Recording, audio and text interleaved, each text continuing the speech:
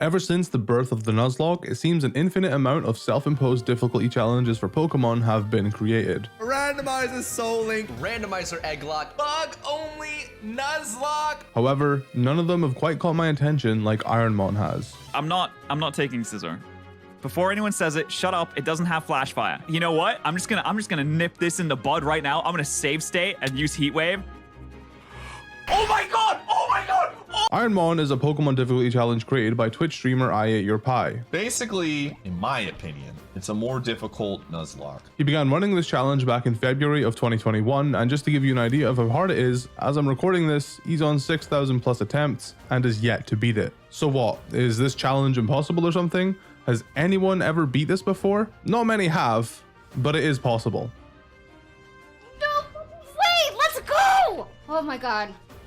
I feel like I'm dreaming. There are a lot of rules, and I honestly think the best way to learn them is just by playing for yourself or watching streams on it. I'll be leaving a link in the description to the page with all the rules so you can check them out for yourself if you want to. But I'll be explaining the rules when and where they apply throughout this video. I decided to give this challenge a try back in July, and just like everyone else doing IronMON, most of my attempts never made it past Brock. That is, until run 126. Now, before we get too ahead of ourselves, I want to explain some things. There are currently 4 types of IronMON rule sets. You have Standard, Ultimate, Kaizo, and Survival. I, among many others, are doing Kaizo, so all the rules I talk about from now on will be the Kaizo IronMON rules. The best surface level description of Kaizo IronMON I can give you is that it is a randomized solo run Nuzlocke with too many restrictions. A common question I get is for a link to the game I'm playing. IronMON is not a ROM hack, it's a vanilla ROM of whatever game you choose to play, randomized with specific settings. I'd recommend you download them from the IronMON Discord. As for what's randomized, pretty much everything. All Pokemon, including movesets, base stats, and abilities, are random. The only thing tying a Pokemon to its original self is its base stat total and its type.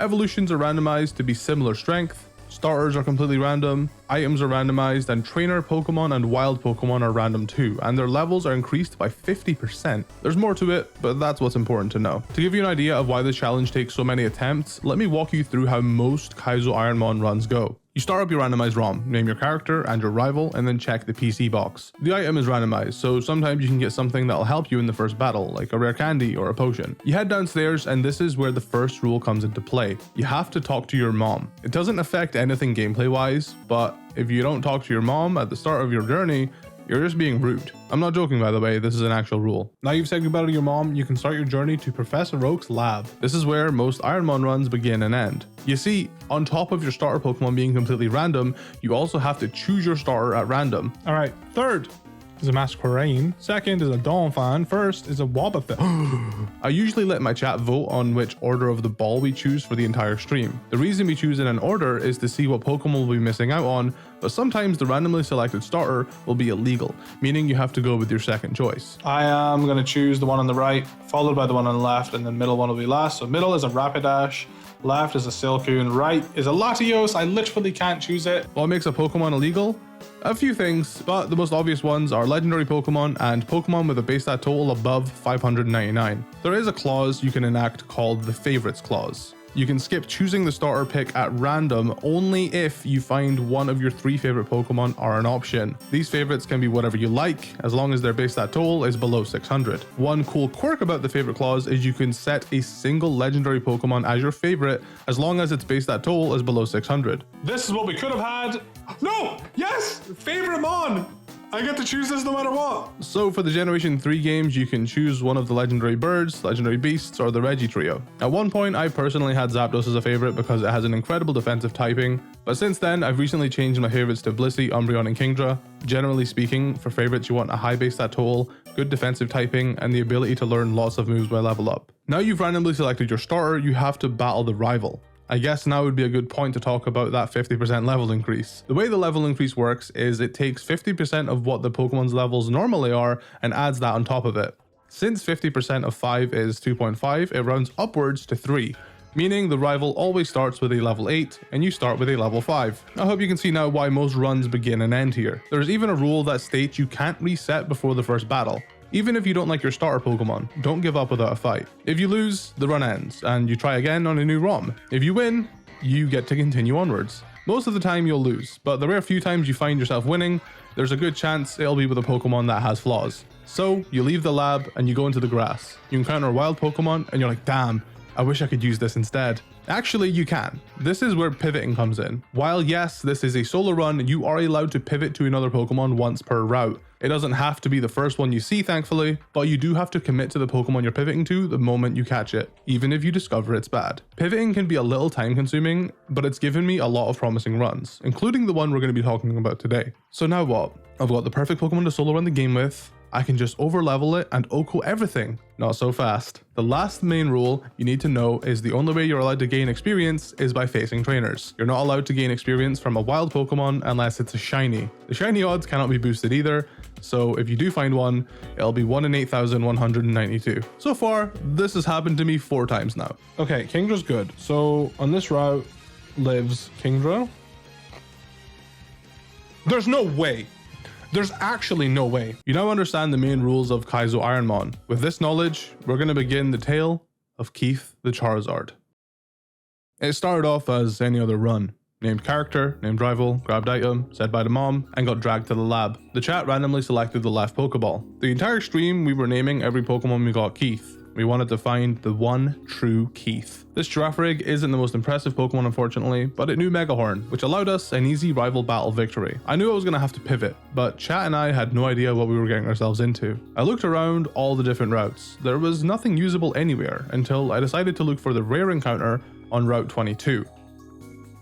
Oh, it's Kanto! Let's go, we're switching to this. After weakening Charizard, we threw a Pokeball, and you know what happens next. Keith the Charizard was now in our hands. At first, I was disappointed in its ability, Limber. But as the run went on, I learned to love it. Limber prevents paralysis, and since Charizard is a fire type, it can't be burned. That is 2 status elements we just never have to worry about. As for his stats, he was a little on the slower side, but once you're over leveled enough, speed starts to matter a bit less. He wasn't the most specially bulky, but he had enough HP to compensate. The massive defense stat was a saving grace. It protects him against his huge 4x weakness to rock. But Callum, what about Ancient Power? That's a special rock type move, isn't it? Well, you see, in Generation 3, physical special split is determined by the type of move. So moves like Thunder, Fire, and Ice Punch are actually special. The easiest way to remember is to look at the evolutions. All of the evolutions types are special, plus Dragon, so every other type is physical. As for Keith's moveset, it wasn't great, but it was definitely manageable. I run back to the Pokemon Center to say goodbye to Girafarig, and now I'm ready to take on the world. Another rule that is important to know is the only thing you're allowed to buy from the Pokemarts are repels and Pokeballs. Any healing items must be obtained from your journey. For best results, you should definitely make use of the hidden item guides the IronMON Discord provides. I, however, did not know that this was a thing and relied on my own memory, my chat, and a few YouTube tutorials. And to make things even more complicated, you're only allowed to use healing items in battle. This is obviously to make yourself vulnerable to damage while you're trying to offset any you've taken. Harsh, I know, but that's the point of this challenge. As for Pokemon Centers, you can use them as much as you want, until you can't.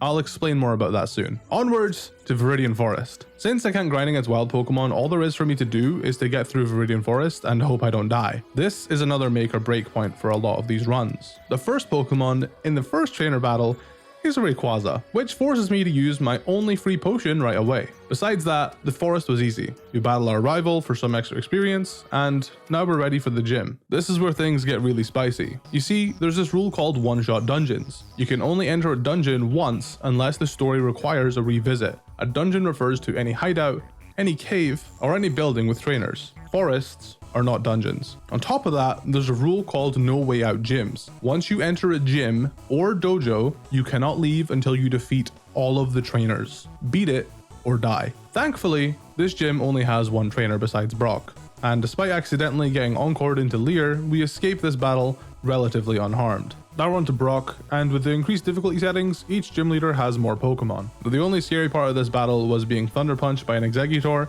It forced me to use one of my 2 Hyper Potions, which sucks, but that's what they're there for. Another rule of IronMON is that you can only teach your Pokemon TMs if they're given to you by a gym leader. You're not allowed to use Move Tutor moves either. So part of the fun of winning gym battles is hoping and pleading we get a good move that Charizard can also learn. Brock gave us Leech Seed, which is actually a phenomenal move, but of course, there's banned moves. you're not allowed to use healing moves of any kind. Anyways, with the first badge under my belt, it's time to push forward to Mount Moon. In my opinion, one of the scariest parts of the game. It's a dungeon and it's right after you beat Brock, so you haven't had much opportunity to find healing items out in the wild. We enter Mount Moon and Charizard finally learns a usable move, Poison Fang. Not the strongest move, but has a good amount of PP and a high chance to poison. When it comes to these IronMON runs, an underappreciated aspect is PP. Since you'll find yourself locked in dungeons quite often, you need moves with a good amount of PP if you want to make it out without struggling. I really like it because it adds value to weaker moves like Vice Grip. At this point in time, Mount Moon is the furthest I'd ever gotten in an IronMON run, so everything from here on out was considered my personal best. A Cascoon with Super Fang forced me to use my only other Hyper Potion quite early,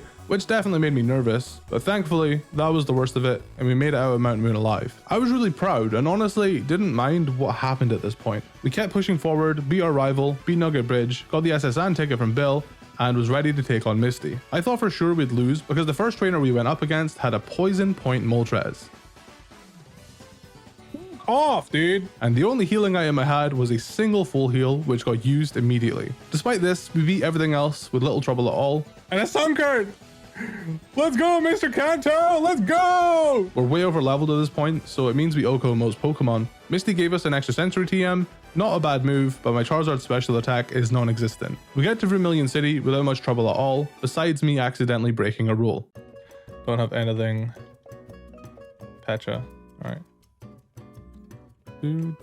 Listen, there's just so many to remember.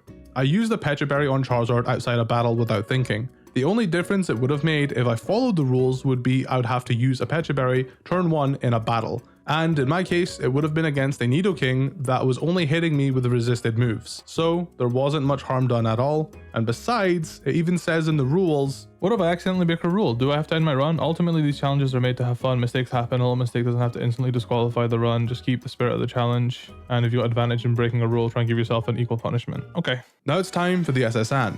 The SSN has a special rule where we're forced to battle the rival before any other trainers on the boat. On top of that, no healing stations in dungeons, so we can't use the SSN healing beds at all. Our rival on paper has a pretty stacked team. Charizard, Tyranitar, Entei, and Jameco. But Charizard in this randomizer has a terrible level up moveset and Tyranitar and Entei are both weak to Bone Meringue. We got out of the rival battle fairly unscathed. I run around the SSN looking for loot like the goblin I am and battle as many trainers as I can without dying. You see, I still don't have any potions, so I eventually have to tap out of the SSN and miss out on some experience. I'd rather be safe than sorry. Besides, we're level 43 at this point, I think we'll be okay. I pick up a Nidoking to be my HM friend and clear all the trainers out on the right of Vermilion. I went through Diglett's cave just to check the items on the other side. We're getting really unlucky in the potions department, but it's finally time to take on Surge. Boo, boo, boo, boo, boo, boo. Slaughtered. Done. 2 KOs, nice. We'll body slam. Bozo. Oh. And for our efforts, we're given the TM Hypnosis. Hey, maybe the next gym will have something better. Remember how I said we're struggling with potions? Well, all of that was about to change. Yeah, Rock Tunnel is gonna be... That's why I need healing items, dude. Rock Tunnel is gonna be fucking terrifying. Potion.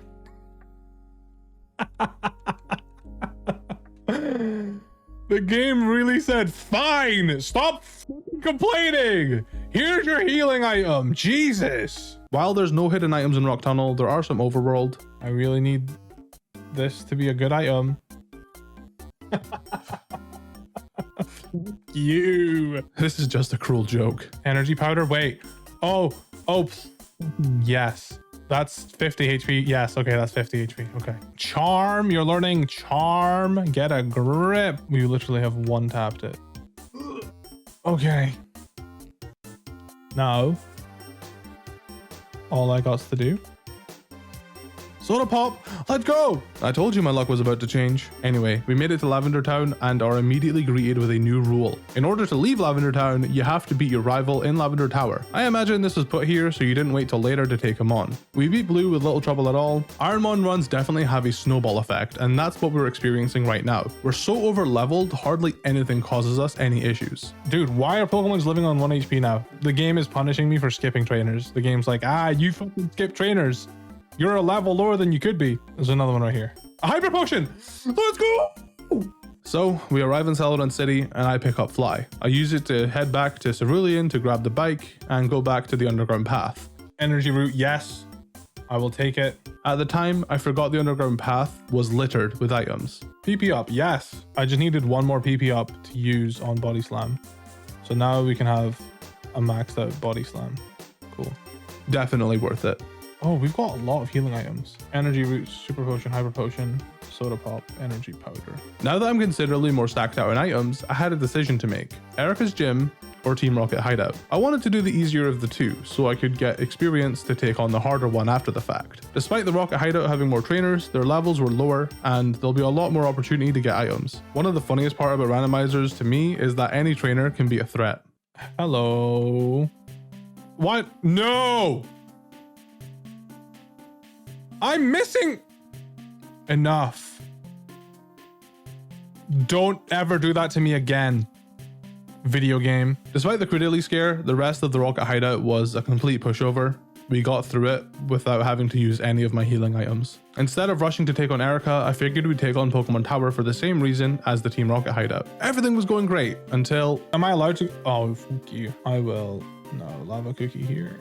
So what? I had to use my lava cookie? That's what it's there for, right? Well, oh, fuck off, dude. Do I have anything else to heal? I don't have anything else to heal status, do I? No. I had to keep my Charizard alive, wasting some healing items in the process. Okay, I'll use my energy root here. I might just have to use another healing item just to be safe. I'll use another healing item to be safe. Scratch, okay, that's fine. Regardless, we made it out and got our hands on the Pokeflute. We disturbed the sleeping Loudred and opened up Cycling Road. The trainers were higher level than I anticipated though, so I decided against battling them for now. Let's check these guys out. What's your levels looking like, boy? 44? Uh-oh, that is really high. Enough stalling, it's time to take on Erica. While battling the trainers in her gym, Keith learns his final move. Hail. Your last move is a hail. Fuck you, Keith. So we're stuck with our current moveset, unless any of the next 5 gym leaders give us a good attack that can be learned by Charizard. Body Slam this, Poison Fang this. Level 44, dude, go away. Okay. This thing's got bad defense. Okay. Nice. Despite my concerns, we beat Erica with these and are awarded TM19, Mach Punch. Actually a really solid replacement for Vice Grip. Mach Punch is only 40 base power, but it's fighting type, which is at least super effective on some things, and it's a priority move, which is always super useful. You know, I'm actually really glad after all this time, I finally get a new move to teach my Charizard. He can't learn it. Until the next gym, I spend a long time battling every trainer in sight and scavenging as many items as I can find. This is going to be a strange part of the game. We can basically access anything at this point now. We have the Pokeflute, so we can come all the way down here. We have the bike, so we can come all the way down here. For the most part, everything went well. There was a little trouble along the way though. If you click on if you go to the IronMON Discord, I think that's the best thing I can recommend is going to the IronMON Discord. There's literally like resources for everything. Oh, fuck you, dude. There are 5 Pokemon to get through as well. Fuck right off, man. A Lumberry. I don't want to use that now because it's like, I just have to. I don't think I'm going to win otherwise. Okay, Boomerang. Oh, fuck, I let that go down way too much. Okay, that's my fault. I shouldn't have done that. Energy root on my boy. Follow me, that's fine. I need to, unfortunately, fucking waste. I shouldn't have. I fucked up. I fucked up. I shouldn't have. I should have just used the Lumberry right then and there. I would have saved the fucking energy root. Whatever, dude. Whatever, dude. This is what we do for EXP. What? What the fuck do I do again? Bro. Is there like a clause for this or is it GG's? I guess it's just a regular Shedinja. I'll move milk. Yeah, that was a crit. I knew that was coming. I knew there was a crit coming. He's got Earthquake too. That's so funny. Yeah, rip healing items for real. Yeah, Struggle bypasses Wonder Guard. I fucking hate Shedinja, dude. This is not worth it. Oh. There we go. Alright, nice. That was fucking cringe. Even though chat doubted Keith, against all odds, we came out on top, at the cost of a lot of very valuable healing items. But hey, at least the run wasn't dead, right? It was finally time to attempt to battle Koga's gym. I tried to gain as much experience as I could before I attempted it because this is where the levels really start to ramp up. I had to use my max potion before even reaching Koga. I tried to cope with this by assuring myself that there was a lot of items we still had to get from the Silphco. Oh, you son of a bitch. Oh, that is terrible. I've got to use my max potion. Thankfully, there's a shit ton of items in the Team Rocket base, but like, my god. Thankfully, we beat Koga without much trouble, and he awarded us the TM for Transform. A move I wasn't sure was banned or not, but it didn't matter because Charizard couldn't learn it anyway. Now it's time to do what I do best. I went and battled some more trainers across the region and scavenging for more items. We gained quite a few levels, but healing items weren't spawning as much as I'd like. I really don't have that many healing items, do I? Oh god. I think the walls are closing in though. One of my final hopes was Silphco, an area filled to the brim with items. However, you remember the rules about buildings with trainers, right?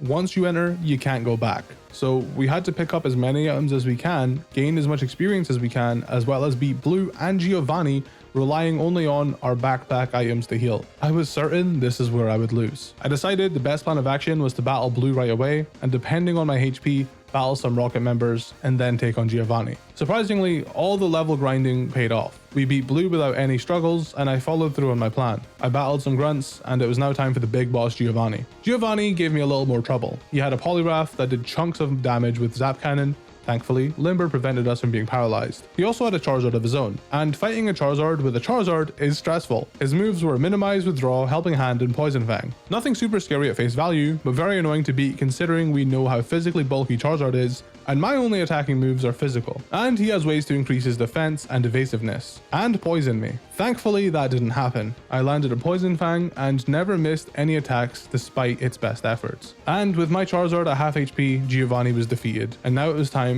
to be an item goblin. One of the most exciting items to get in any Pokemon playthrough is a rare candy, but in IronMON it is especially exciting because any extra levels you can get before the Elite Four is key to victory. There's a hidden item in here. Rare candy! We've got 2 rare candies now. Really doing...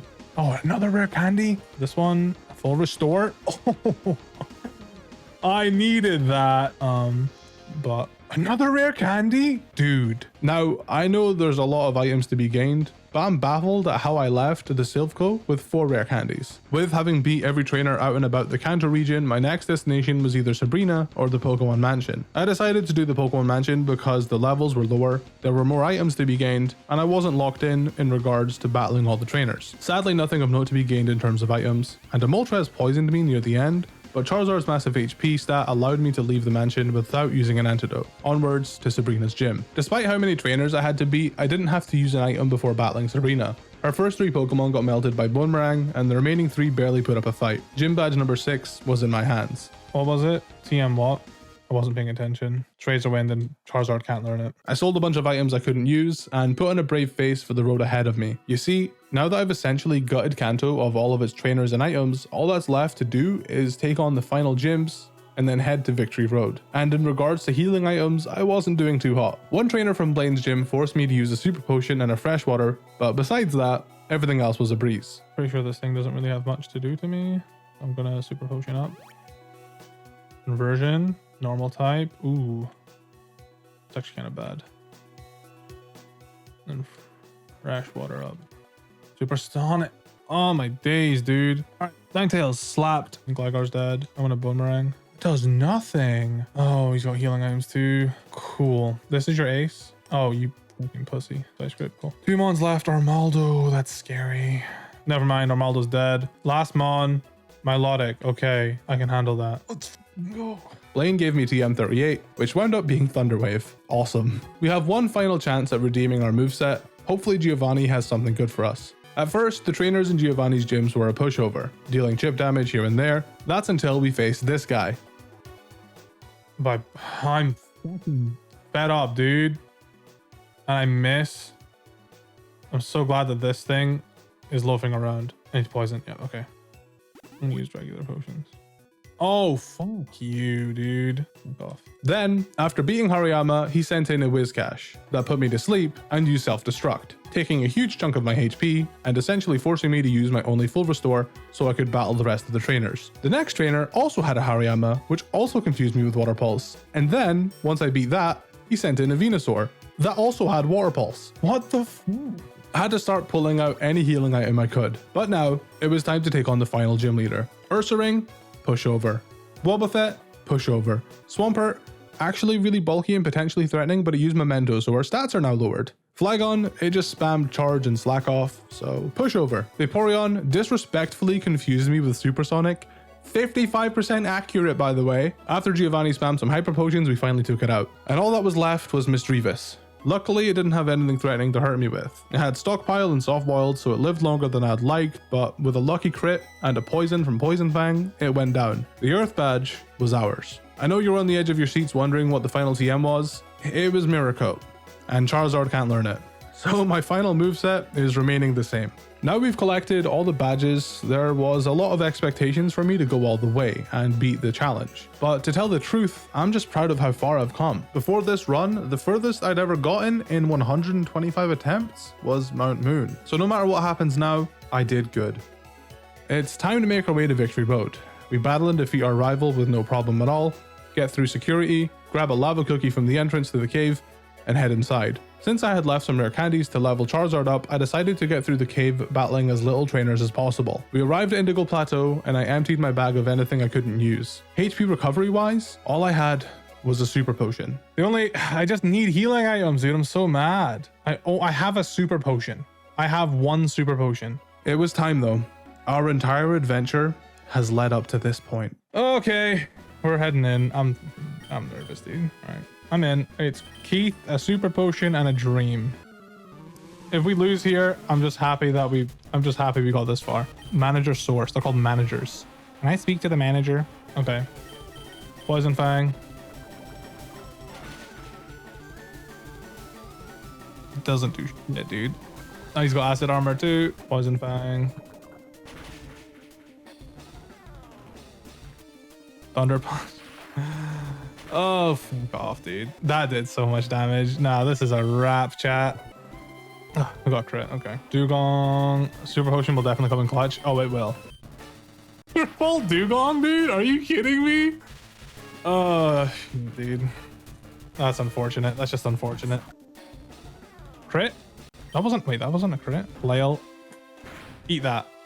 Big boy. Mine in. This thing has Levitate. I know that for a fact. Shadow Punch. Everything's faster than me now too. Nice. I'm going to Body Slam you now. Boomerang. Just O-code it. Nice. And we O-code the Dustox. Okay. All right. Oh, that's one down. And I Shuckle. Okay. Charizard's cry just sounds so sad, dude. Fake out. Okay, thank you. Oh no, you blocked me. What am I gonna do? Does this just kill it? I think it's got bad defenses, right? Yeah, it does. Oh my days, you are weak. That was a crit to be fair, but Parasect. Dude, I fucking wish I had something. I'm getting crits though. Charizard's getting crits though. You just want to keep those crits up, boss? A Huntail. Paralyzed. Bubble.